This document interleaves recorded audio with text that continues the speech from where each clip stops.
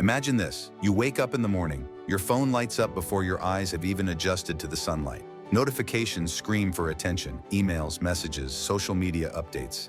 The world is pulling you in 100 directions before you've even had your first thought. You tell yourself, I'll just check for a minute. But minutes turn to hours, and by the time you look up, the day feels hijacked. Your mind is foggy, your body restless, and you wonder why. Despite all the convenience and technology we have, life feels harder, more chaotic, more exhausting than ever. It's not that you don't know what to do. Deep down, you already know. Eat better, exercise, focus, work on what matters. But knowing is not the same as doing. And this gap between knowing and doing is where Marcus Aurelius, the Stoic emperor of Rome, can step into our modern chaos with timeless wisdom. Because 2,000 years ago, while ruling the most powerful empire on earth, Marcus Aurelius faced the same enemy you and I face every day: himself, his cravings, his distractions, his laziness, his excuses, and his solution, the discipline of a Stoic mind, may be the cure we've forgotten. Marcus Aurelius kept a private journal, later called Meditations. He never intended it for others. It was not a book for the world, but notes to himself, a reminder of the man he was trying to be. And if you read it, you'll see that Marcus, emperor, general, philosopher, wasn't some flawless figure of discipline. He struggled, he doubted himself, he felt temptation. In one entry, he scolds himself, "At dawn, when you have trouble getting out of bed, tell yourself, I have to go to work, as a human being."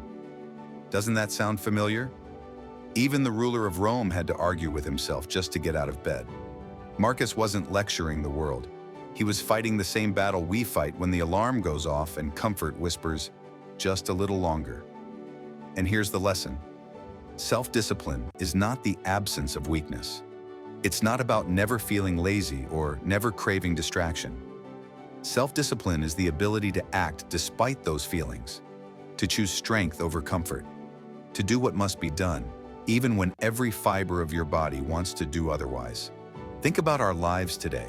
Everything is designed to make us comfortable. Food delivered with a tap, entertainment streamed instantly, climate-controlled rooms, endless scrolling feeds, the dopamine drip of likes and notifications. Comfort feels good at first, but comfort unchecked is a slow poison. It robs us of resilience. It weakens the will. It lulls us into passivity while life slips by. Marcus Aurelius warned of this long ago. He believed that luxury makes us soft, and that the human spirit grows only through struggle. He wrote, "You have power over your mind, not outside events. Realize this, and you will find strength." Discipline is that strength. It's the refusal to let external chaos or internal cravings dictate your life. And if Marcus could practice it while leading Rome through wars, plagues, and betrayals, what excuse do we have? Imagine being emperor of Rome. Every day, endless problems landed on Marcus's desk: rebellions on the borders, famine among the people, corruption among his officials, even the death of his own children. The kind of grief and burden that would crush most of us. And yet, what do we find in his writings? Not despair, not bitterness, but reminders to himself: focus only on what you can control, accept what you cannot, do the work of today, and let tomorrow take care of itself. This is discipline, not just discipline of the body, but of the mind. The ability to direct attention, to hold steady when the world shakes, to keep walking when life tempts you to collapse. And here's the truth we avoid. Chaos will never disappear. Life will always be unpredictable, overwhelming, unfair. But what determines whether you drown or endure is whether you have trained the mind through discipline. So what is self-discipline in Stoic terms? It's not punishment. It's not self-denial for its own sake. Marcus Aurelius wasn't an ascetic monk. He was an emperor surrounded by wealth and power. But he believed discipline was the art of mastering desire, not being mastered by it. To enjoy comforts without becoming enslaved by them. To use pleasure, but not need it. Think about your own life. Do you control your phone, or does your phone control you? Do you eat for nourishment or for impulse? Do you choose your thoughts, or do they drag you wherever they want? Self-discipline is not about chains. It's about freedom. Because without discipline, you are a slave. To cravings, to distractions, to moods, to the endless noise of the world. Marcus Aurelius approached discipline like training for war.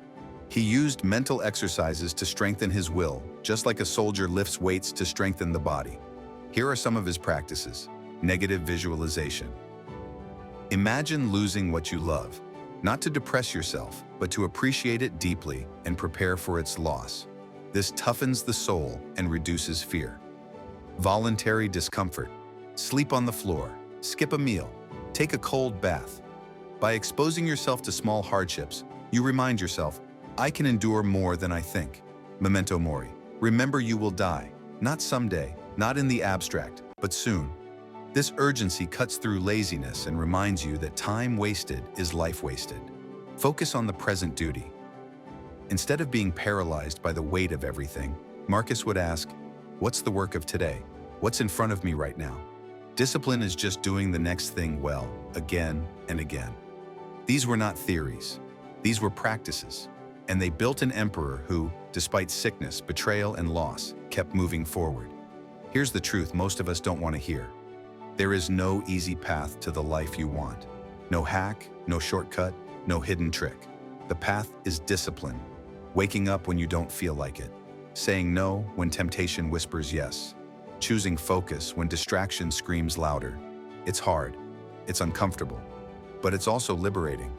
Because every time you choose discipline, you are not just resisting weakness, you're becoming someone new, someone stronger, someone freer. Marcus Aurelius understood this. He didn't become wise because he was emperor. He became emperor because he was wise enough to master himself. So what do we do in our world of endless distraction? How do we live like Marcus Aurelius today? We reclaim discipline, not as punishment, but as medicine, as the cure for the sickness of comfort. Wake up and ask yourself, as Marcus did, what is the work of today? Then do it, even when you don't feel like it, especially when you don't feel like it. Limit your comforts. Train your mind. Choose hardship in small doses so that when life throws bigger challenges, you are ready.